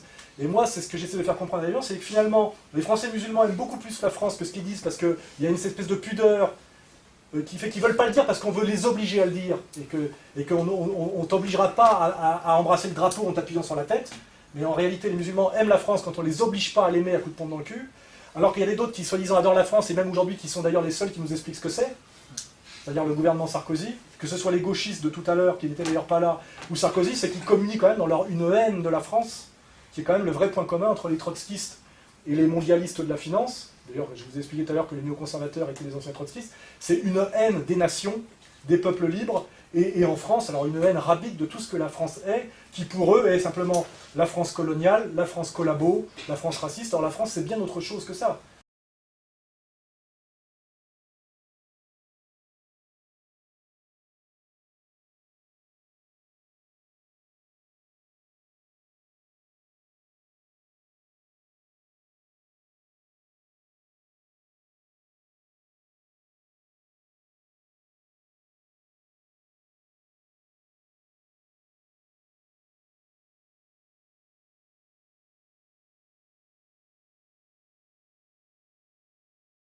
Ben, je vais vous dire un truc, j'ai l'honnêteté de vous le dire, je ne suis pas musulman, c'est pas à moi de le dire, mais par contre nous, qui ne sommes pas là pour manipuler les musulmans, enfin, parce qu'on ne les prend pas tant que ça pour des cons, ils ne sont pas si faciles à manipuler, par contre ceux qui disent ça, c'est parce qu'ils pensent qu'on veut faire comme eux. Nous on a donné la parole notamment à Albert Ali, et qui va nous expliquer, puisque lui il est formé, il est musulman et théologien, ce que c'est qu'un théologien musulman. Moi je n'en sais rien, mais je sais par contre ce que c'est qu'un salopard, tu vois, et ce que c'est qu'un honnête homme, parce que j'ai de l'instinct et du vécu. Et moi je tends la main à tout honnête homme, c'est tout. Donc Albert Ali c'est un ami, il est musulman pratiquant, il va m'expliquer ce que c'est qu'un islam français de terroir. Moi j'en sais rien, c'est pas à moi de vous expliquer l'islam. Hein. J'explique pas. Moi je suis pas Maxime Rodinson ou Bruno Etienne qui explique les tu vois, c'est toujours les mêmes qui expliquent tout à tout le monde. Comment tu vois l'islam en France? Je pense moi que l'islam, si j'ai bien compris, est une religion universelle, que la médiation par l'arabe comme culture et comme langue est une médiation terrestre, exactement comme il a fallu que Jésus passe par la médiation de l'ange Gabriel et de la Vierge Marie, mais que si c'est une religion universelle, elle peut s'exprimer dans toutes les langues. Sinon c'est une religion ethnique. Hein, voilà. Et si elle peut s'exprimer dans toutes les langues, je peux la comprendre parfaitement en français, et que les religions, pour moi qui ne suis pas religieux, c'est un système de valeurs. C'est-à-dire que c'est des commandements qui proposent une verticalité de la vie humaine, c'est-à-dire des choses qui sont bonnes, des choses qui sont moins bonnes, des choses qui sont mauvaises. C'est remettre l'homme debout, pour qu'il se redresse. Et que toutes les religions ont cette dimension positive, surtout quand elles ont duré et triomphé, c'est de permettre aux hommes de mieux vivre ensemble et de s'élever, c'est-à-dire d'être plus que des animaux. Et je pense moi que si l'islam a pu, à partir d'une révélation dans une grotte au VIe siècle, je crois, a pu essaimer sur le monde, à un moment donné jusqu'en Indonésie, c'est que c'est pas juste, comme disait Houellebecq, une religion en couleur de chameau. Parce que je cite Houellebecq. Hein, voilà. Voilà. Sinon, on peut dire que Jésus-Christ est un petit juif en train de pleurnicher en slip sur une croix. Vous voyez, on peut dire toutes ces saloperies quand on est dans l'irrespect. Vous voyez, ce que je remarque, c'est qu'on a droit aujourd'hui à l'irrespect contre l'islam, à l'irrespect contre le pape et le christianisme. Hein, il n'y a aucun problème. On peut insulter Jésus-Christ tout le temps. Il y a d'autres religions qu'il est très très très dangereux d'insulter, hein, et qui pourtant ne sont pas les plus respectueuses. Voilà. Donc moi, je ne sais pas ce que c'est qu'un théologien musulman, mais je rêve d'en rencontrer, et je rêve, et surtout mon travail, ça va être de leur donner la parole. Parce que je pense que si on est face à des théologiens musulmans qui expliquent l'islam de France aux Français, ils auront beaucoup moins peur de ce qu'on leur raconte sur l'islam, et puis on cessera de parler de la burqa, et je pense même qu'il n'y aura plus de burqa. Parce qu'il n'y a aucune raison d'être des burqas en France contre les musulmans. On sait très bien que les 6 filles qu'ils ont trouvées sont des convertis, et qu'en réalité on les met à la télé pour faire peur aux Français. Et puis qu'elles se réclament de leur droit, de leur droit démocratique de mettre la burqa. C'est pas de la télé musulmane ça, c'est des droits de l'homme. Les droits de l'homme, excuse-moi, ça fait pas partie de l'épistémologie musulmane, tu vois ce que je veux dire? C'est ce que je disais d'ailleurs, on m'a souvent pas très bien compris, à une autre fille qui a des bons aspects et d'autres moins bons, qui est celle qui s'occupe des indigènes de la République. Voilà, je lui dis, ce qui est le problème, c'est quand tu insultes un Français au nom des droits de l'homme, c'est nous qui avons apporté les droits de l'homme. Donc si tu refuses la culture française, il faut refuser aussi tout ce qui va avec, c'est-à-dire les droits de l'homme. Les droits de l'homme, c'est pas dans le Coran, tu vois ce que je veux dire? Donc en général, les gens qui t'insultent avec des concepts qu'ils ont pris chez toi, ce sont des colonisés qui s'ignorent, ce sont des soumis agressifs. Soit on est soumis et on est docile, soit on est insoumis et on s'insoumet totalement. Mais insulter un Français et le traiter de colon au nom des droits de l'homme, les droits de l'homme font partie de l'appareillage colonial. Tu vois ce que je veux dire? Il faut être cohérent. Et à mon avis, ce manque d'intelligence génère de l'agressivité et est très contre-productif, parce que comme je l'ai dit, quand Ouria Boutelja, qui dit des choses très bien par ailleurs sur la Palestine, organise une manifestation à la Goutte d'Or pour commémorer Dien Bien Phu, c'est-à-dire une défaite de l'armée française en Indochine, est-ce qu'elle aide les Français d'origine maghrébine à s'insérer? Ce que je remarque, moi, c'est que les Franco-Vietnamiens, qui eux pourraient commémorer Dien Bien Phu, parce que c'est leur histoire, c'est l'Indochine, ne le font pas, et que comme par hasard, il n'y a aucun racisme anti-indochinois en France. Aucun. Et d'ailleurs, il n'y a pas de Roselmack aux yeux bridés. Il n'y a pas un Vietnamien à la télé. Parce que les Vietnamiens, qui sont souvent d'ailleurs la diaspora commerçante chinoise, n'ont jamais laissé Bernard-Henri Lévy parler à leur place. Et gérer leurs problèmes d'antiracisme. Et donc il n'y a pas de racisme anti-indochinois, parce que les spécialistes de l'antiracisme, les Chinois qui sont suffisamment organisés, leur ont dit, laissez-nous gérer nos affaires. Il n'y a pas de racisme anti-asiatique en France. Or, nous avons eu une colonisation de l'Indochine. Ça s'est soldé par une défaite militaire à Dien Bien Phu, ce qui n'est pas le cas de l'Algérie, car nous avons gagné la bataille d'Alger, pour ceux qui ont une culture. Nous avons perdu sur le terrain politico-international, mais pas sur le terrain militaire. Alors, nous avons été vaincus par le général Giap à Dien Bien Phu, et nous n'avons aucune animosité envers les Vietnamiens, ils n'en ont aucune contre nous, et il n'y a aucun Vietnamien de France qui se fait ratonner dans la rue, mais seulement ils ne commémorent pas la défaite de Dien Bien Phu de la France en France. Vous avez, en associant les deux questions, vous avez perfidement fait le lien. La laïcité n'est pas l'absence de religion qui pourrait nous renvoyer à une certaine Grèce socratique, c'est-à-dire le monde du logos. Si c'était ça, je suis un laïc. Parce que moi je pense que profondément, quand je cherche ce que je suis un grec. Aristote, Platon, qui après a donné chez nous Pascal, avec du christianisme dedans, voilà, je sais quelle est mon histoire. Ce qu'on appelle aujourd'hui la laïcité, c'est en fait la religion de la République. Je dis que c'est une religion au sens que c'est une foi hystérique et violente, et quand on voit Mélenchon parler, on se rend compte que c'est le plus agressif de tous. C'est-à-dire que la laïcité, c'est les laïcards, et les laïcards, effectivement, c'est les gens qui sont les francs-maçons, qui ont, pour prendre le pouvoir en France, via la Révolution française, détruit ce qui était l'ancienne France, c'est-à-dire la France du roi très catholique, c'est-à-dire la noblesse catholique. Donc en général, un laïc, c'est effectivement un franc-maçon, en général, anti-catholique, et qui tient son pouvoir d'un processus historique dont l'apogée a été la Troisième République. C'est-à-dire c'est quelqu'un qui est sur le modèle de Jules Ferry et de Jean Jaurès. Jules Ferry, qu'on peut citer, qui est le père de la colonisation, comme vous le savez, et c'est l'histoire de la colonisation de l'Algérie. C'est-à-dire des francs-maçons qui ont voulu apporter à coups de pompe dans le cul les lumières à ces pauvres musulmans, et en disant aux catholiques pour qu'ils acceptent de signer le chèque, parce qu'à l'époque il y avait quand même un fort lobby catholique, vous pourrez en plus les évangéliser. On a échoué sur les deux domaines. Voilà. Mais effectivement, un laïc en France, c'est en général un franc-maçon. Voilà. Et la franc-maçonnerie, c'est une forme de religion, et le symbole de la maçonnerie, c'est le temple de Salomon. C'est le symbole de la maçonnerie. C'est-à-dire que la maçonnerie, c'est une laïcité bizarre qui renvoie quand même à du religieux, et qui ont plus à voir avec l'Ancien Testament qu'avec les évangiles. Vous voyez, l'histoire de la République française depuis la Troisième République est très maçonnique, et c'est vrai qu'on ne le dit pas beaucoup, mais si on veut employer une métaphore, la maçonnerie est le clergé de la République. Mais c'est un clergé occulte. C'est-à-dire que les trois quarts des Français ne savent pas que finalement la République est une religion d'une certaine manière, c'est-à-dire qu'il y a une foi, il y a une croyance, un sens de l'histoire, les lumières, le progrès. Il y a une violence, parce que c'est là qu'on voit que c'est une foi, c'est qu'il y a une violence. C'est-à-dire, on voit Mélenchon quand il parle, il crache des flammes.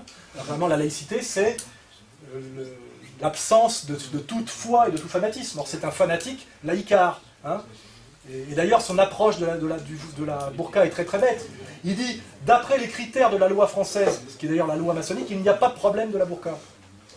Ce qui veut dire d'ailleurs que c'est ces critères de jugement qui sont mauvais, parce qu'il y a quand même un problème. Il y a une tension, il y a des manipulations, etc. Il dit selon la République laïque, parce que lui, la laïcité, ça veut dire que la laïcité ne pratique aucune religion et soi-disant neutre par rapport à toutes les religions. C'est évidemment faux à tous les niveaux. C'est faux historiquement parce que la France est un pays, comme vous le savez, chrétien et catholique. Donc voilà, il y a une histoire. La France n'est pas née en 1789 de façon abstraite, hein, donc il y a une histoire catholique et chrétienne très ancrée. Que la laïcité elle-même, c'est le combat pour déposséder l'Église catholique des derniers privilèges qui lui restaient, dont le dernier, c'est la loi de 1905, c'est l'éducation des petits-enfants. Hein. Et la laïcité, ce n'est pas l'ouverture à toutes les visions du monde, et ce n'est pas uniquement se soumettre aux sciences de la nature, c'est-à-dire aux logos grecs, etc.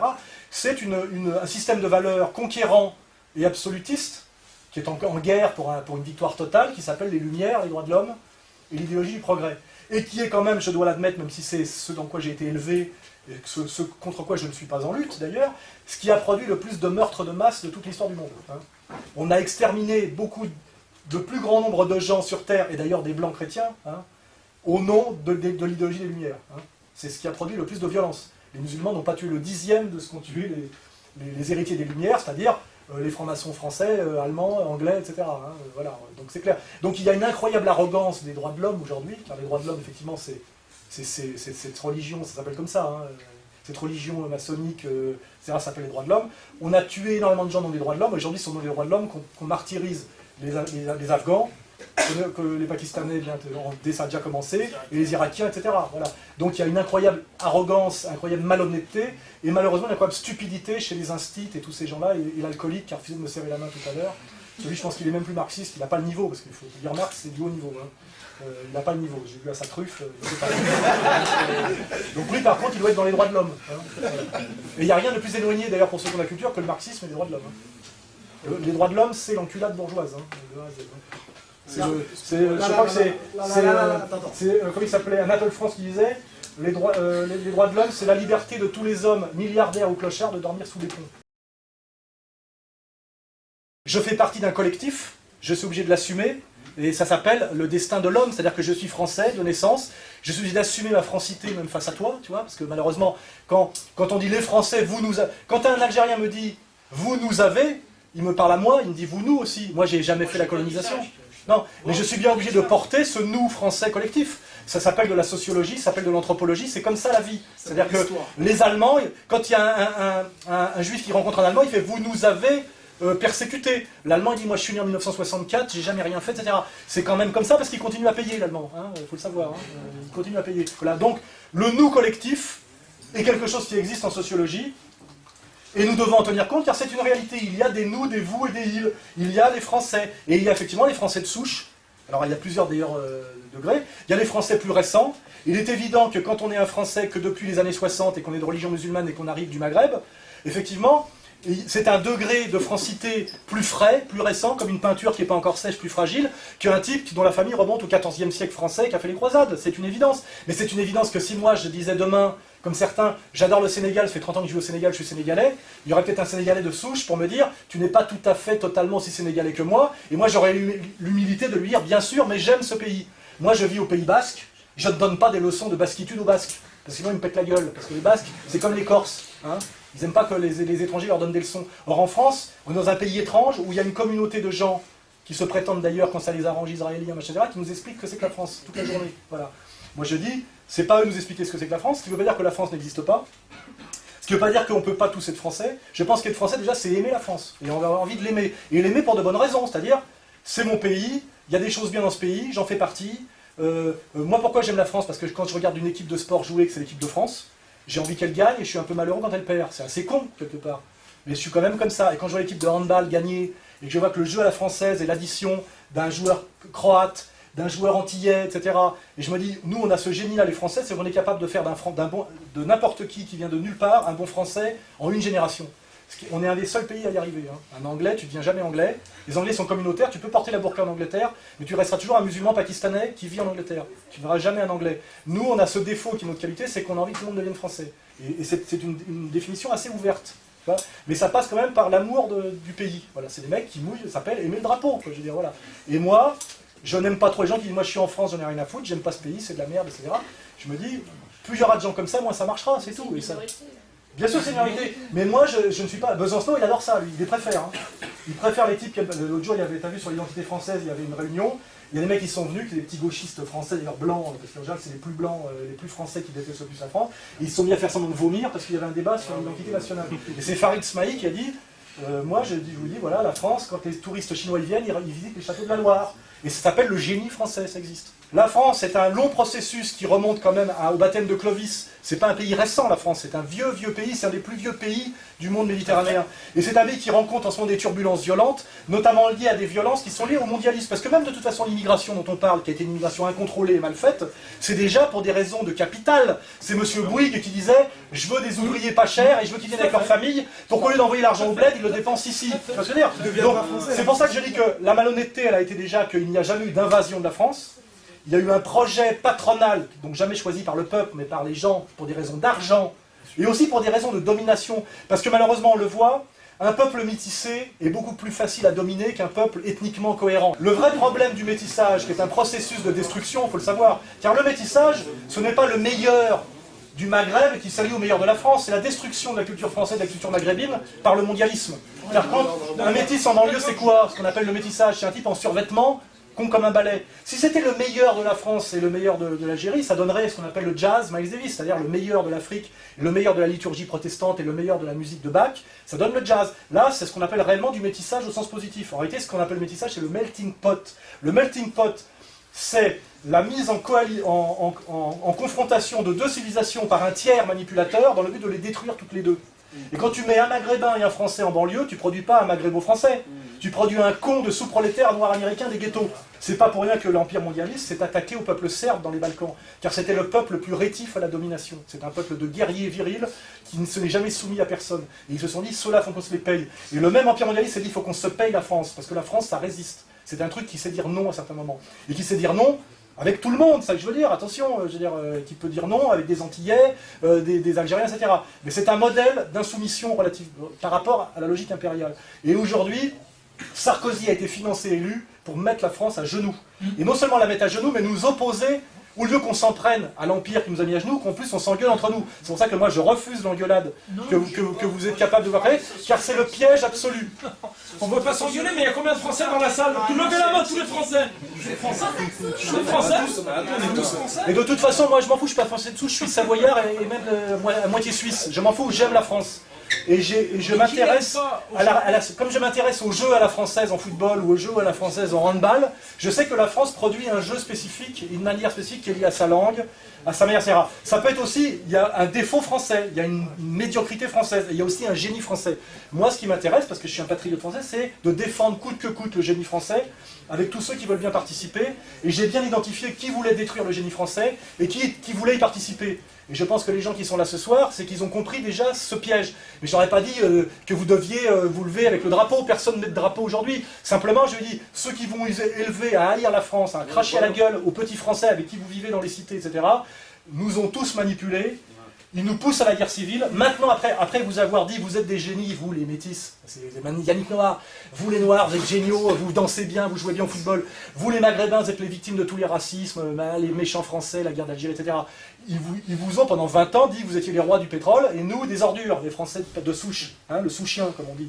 C'est pas pour rien qu'ils ont été sous-chien, tu vois. C'est pour que je le prenne mal, tu vois. Mais bon, je le prends pas mal. Bon, et ben maintenant, qu'est-ce qu'ils ont fait les mêmes? Ils nous disent, mais nous, on est tous des blancs occidentaux, judéo-chrétiens. Le problème, c'est les bamboulas et les musulmans. Ils vont nous voir les uns après les autres pour nous montrer qu'on se tape sur la gueule. Et moi je dis, même si je n'aime pas les mecs de banlieue, même si je ne suis pas un fanatique des musulmans, je refuserais d'aller taper sur un mec parce qu'un enculé m'a donné l'ordre qui a d'abord essayé de faire que l'autre me tape sur la gueule, tu vois. J'ai vu la manip, je refuse de tomber dedans, voilà. J'aime bien les musulmans parce qu'on m'a ordonné de les détester, point, c'est tout. Voilà, j'ai voté Le Pen, pourquoi? Pour ceux qui savent, parce que c'est interdit. Voilà, c'est tout, ok? Si on ne réagit pas de manière positive au piège qui nous est tendu, le conflit de civilisation peut devenir réel. C'est-à-dire qu'à un moment donné, par la manipulation médiatique, politique, et les agents infiltrés, etc., parce qu'il y a de tout, de pousser réellement à ce que là ça pète, parce qu'on voit très bien qu'il y a des pays comme le Liban, qui étaient des pays qu'on appelait la Suisse du Moyen-Orient, et bien en 1975, la guerre civile a éclaté. Et c'est une succession d'escalades, de provocations, des gens qui achètent des armes, qui donnent des armes à des mecs, des leaders qui veulent exister, des petits malins, on en trouve toujours des petits malins, pour se pousser du col en allant, etc. En Afrique, ça se passe toute la journée, au Congo, partout. Il aurait été beaucoup plus facile qu'on croit de pousser à la guerre civile. Hein, on crée des tensions, on crée des colères, on crée des incompréhensions, on amène du pognon et des armes, on fait monter des leaders, et quand ça commence à tirer, ça tire dans tous les sens, tu vois. Et d'ailleurs, il faut bien comprendre que s'il y a la guerre civile demain en France, ceux qui en prendront plein la gueule seront les musulmans, évidemment.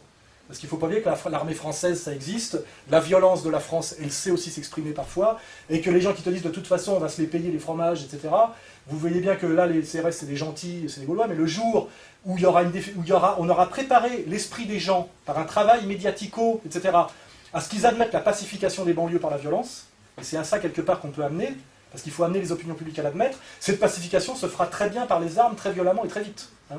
Il n'y aura pas photo, le match sera perdu très vite par les mecs des cités qui croient que... Parce que ce n'est pas comparable, une armée nationale, etc., qui décide d'engager une attaque, avec des gamins qui bricolent avec des flingues, etc. Il ne faut pas rêver, cette guerre sera perdue. Hein, et je pense d'une façon, elle sera perdue pour tout le monde, parce que le jour où ça sera passé, le chemin ne sera plus, on ne pourra plus revenir en arrière. C'est une fois qu'il y a eu du sang, etc. Et c'est pour ça que je pense qu'effectivement qu'il y a urgence de procéder à ce qu'on appelle une réconciliation nationale, telle que moi je la conçois, mais je ne suis pas le seul, de dialoguer avec des musulmans qui incarnent des valeurs, non pas des valeurs de combat et de haine et de manipuler, etc., et de faire le travail inverse de ce que fait le travail visiblement de système de plus en plus, parce qu'aujourd'hui on a un gouvernement comme Sarkozy dont la citation à la haine raciale est pratiquement un mode de gouvernement. Parce qu'on sait très bien qu'en jouant les faux culs comme ils savent très bien le faire, en mettant des burkas toute la journée, etc., l'amalgame se fait, plus le 11 septembre, ce qui n'est pas rien le 11 septembre, le danger islamique, etc., et bien aujourd'hui, tout Français qui regarde la télé, même si c'est pas un méchant, voit le musulman comme un type, t'as vu quand même son regard, machin, il a peut-être une ceinture de bombe comme un Palestinien, etc. Et malheureusement, ce climat, il est créé volontairement, et il faut bien comprendre que sociologiquement, là où il y a le plus d'inculture, le plus de souffrance, c'est là où sont en confrontation les Français pauvres et les musulmans des classes sociales les plus pauvres, c'est-à-dire qui viennent du bled, donc qui pratiquent un islam, je dirais, le plus arriéré, parce qu'à Neuilly et au Vésinet, il n'y a pas de problème avec les Saoudiens milliardaires. Hein. Quand on pense aux musulmans, on pense toujours aux Maghrébins pauvres des cités. Hein. Et que malheureusement, nous sommes là pour éviter que ce piège se referme sur nous, car c'est sur nous qu'il se refermera. Parce que ça pètera où? Ça pètera pas dans les centres-villes surprotégés par la police. Vous avez remarqué que les petits banlieusards, les petits taggeurs, dont je me suis moqué pendant des années, ne sont jamais allés taguer l'Élysée ou quoi que ce soit. Ou même le ministère de la Guerre, ils ont tagué les RER dans lesquels leurs propres parents allaient à 6h du matin s'asseoir pour aller travailler. Donc finalement, qu'est-ce qu'ils brûlent? Ils brûlent les voitures en bas de chez eux, ils cassent la gueule aux gens, à la limite au mieux des pavillons d'à côté, mais il n'y en a jamais un qui a eu l'idée de monter une horde pour attaquer les centres-villes. J'ai jamais vu un Ziva dans le 7e arrondissement, etc. Au mieux, ils vont sur les Champs-Élysées parce qu'ils n'ont pas bien compris, mais ils ne vont jamais dans les vrais quartiers bourgeois, et s'ils y allaient, là je peux vous garantir que la police fait son travail. Parce qu'en réalité, on laisse la situation pourrir là où on a intérêt qu'elle pourrisse. Et elle pourrira là où il n'y a que des pauvres et des braves gens, et donc là où il y a des électeurs du Front National, qui ont raison de voter Front National parce qu'ils en ont plein le cul, et là où il y a des maghrébins issus du bled, qui de bonne foi pratiquent un islam qui est plutôt un islam culturel qui représente le patriarcat du Maghreb, et qui est donc en confrontation violente avec l'idéologie post-libertaire française. Donc ça pètera là où il n'y a que des pauvres gens, c'est ça qui est évident. Ça pètera à Neuilly, le Saoudien et le bourgeois qui vote Sarkozy, ils se débrouilleront quand ils se croiseront dans l'escalier, qui est grand d'ailleurs, l'escalier est bien entretenu par la femme de ménage, ils ne se taperont pas sur la gueule. Ils sont toujours au-dessus, hein. Je veux dire, à un certain niveau, il n'y a pas de guerre, hein. Ils sont tous copains. Voilà. Et c'est pour ça que je dis, on doit faire très attention, car en réalité, c'est en train de venir cette histoire. Hein. On a vu la Suisse, les minarets, la manière dont c'est médiatisé, il y avait eu les caricatures de Mahomet, on a vu maintenant que c'était l'extrême gauche qui jouait à ce jeu-là. Parce que ça aussi, il faut comprendre. Charlie Hebdo qui relaie les caricatures de Mahomet, c'est une campagne qui a été montée par le plus grand journal d'extrême droite danois. Donc aujourd'hui, une certaine extrême gauche anti-islam se sert à exactement le même discours et les mêmes méthodes qu'une certaine extrême droite sioniste. Donc il y a eu des convergences qu'il faut identifier. Aujourd'hui, l'extrême gauche, au nom de la laïcité, est anti-islam, comme l'extrême droite au nom de l'identité européenne blanche. Finalement, c'est une extrême gauche et une extrême droite, et ils sont la main dans la main. Et d'ailleurs, ce soir, on peut imaginer, quelque part, que... ils étaient très contents de nous empêcher d'essayer de discuter, c'est évident. Et on le voit en Hollande, on le voit en Belgique, on le voit un peu en Italie, et en Italie ça commence à péter, il y a des ratonnades, etc. etc. Et quand l'État valide la ratonnade, c'est comme quand les Juifs disaient on est allemand, il n'y a pas de problème, en 1933 on a des papiers, Hitler lui il est autrichien. Quand à un moment donné, parce que ça aussi c'est ce jour de pareil avec Ramadan, on pourrait discuter, lui il dit je veux la loi, l'application de la loi. Mais la loi c'est pas la loi coranique, c'est la loi comme on le sait républicaine, c'est la ratification d'un rapport de force. Les lois, elles changent. Donc le jour où il faudra une loi pour qu'on ait le droit de tirer à vue sur les musulmans, ils la font voter, elle sera votée. comme on a fait voter même Maastricht, c'est repassé par Lisbonne, il faut bien que vous compreniez ça, la loi ne protège de rien et les papiers, quand tu vas au commissariat montrer que tu es français avec des papiers, que c'est les flics qui ont ordre de t'arrêter, de te déporter, tu vas pas au commissariat pour montrer tes papiers. C'est ce que je veux dire. Il n'y a plus de papiers. Donc ça veut dire qu'à un moment donné, toutes ces espèces de fausses protections, qui sont aussi des connards, j'aime pas aussi les mélangeants, il n'y a pas de problème, de toute façon on est tous français, on a des papiers. Bien sûr qu'il y a un problème. On a très bien compris que les papiers, c'est pas la nationalité, qu'il y a des tensions. La burqa, il n'y a pas de problème, parce que dans l'espace public, on a le droit de s'habiller comme on veut. Bien sûr qu'en théorie, oui, la loi dit ça, on a le droit de porter une burqa, comme si on a le droit de porter une tenue de carnaval. Mais t'as bien vu qu'ils vont faire passer une loi, et elle va passer, elle est déjà passée d'ailleurs, c'est décidé, ça marginalise et ça diabolise les musulmans, ça les pousse à se radicaliser, les femmes vont extra mettre des burqas pour dire on vous emmerde, vous nous faites chier, il y aura les caméras de journalistes à la gamelle pour bien le montrer, ça fait monter la tension entre Français et musulmans, ça montre que c'est impossible, inconciliable l'islam et la France, que Soral c'est un con, un naïf manipulé par les musulmans ou payé par Ahmadinejad, j'entends déjà ça toute la journée. Voilà. Et donc, si tu veux, c'est pour ça qu'on doit être hyper balèze dans la fraternité, parce qu'ils adorent qu'on s'engueule, les autres. Hein. Et je peux dire que je suis même étonné ce soir qu'il n'y ait pas un salafiste qui commence à me sortir des phrases en... Parce que j'en ai déjà eu, le mec voilà, qui t'explique en gros que je suis un vendu, parce que je veux qu'il y ait un islam en France, et voilà, enfin tu vois, le mec, parce que le meilleur allié quelque part aussi de ceux qui veulent nous faire l'impôt, quelque part, c'est, bon, on va dire l'islamo-soumis, ça existe, hein, l'islamo-soumis, en Égypte on le voit bien en ce moment, et puis aussi l'islamisme radical, ça aussi, et comme par hasard, d'ailleurs c'est lié au wahhabisme, etc. On voit bien que le pouvoir aime bien mettre en scène, d'ailleurs en ce moment ils cherchent des filles à burqa qui disent il n'est pas question que j'enlève, enfin il faut aller les chercher quand même, hein, mais ils adorent ça. Et puis les journalistes disent, ouais, mais on défend leur liberté d'expression, etc.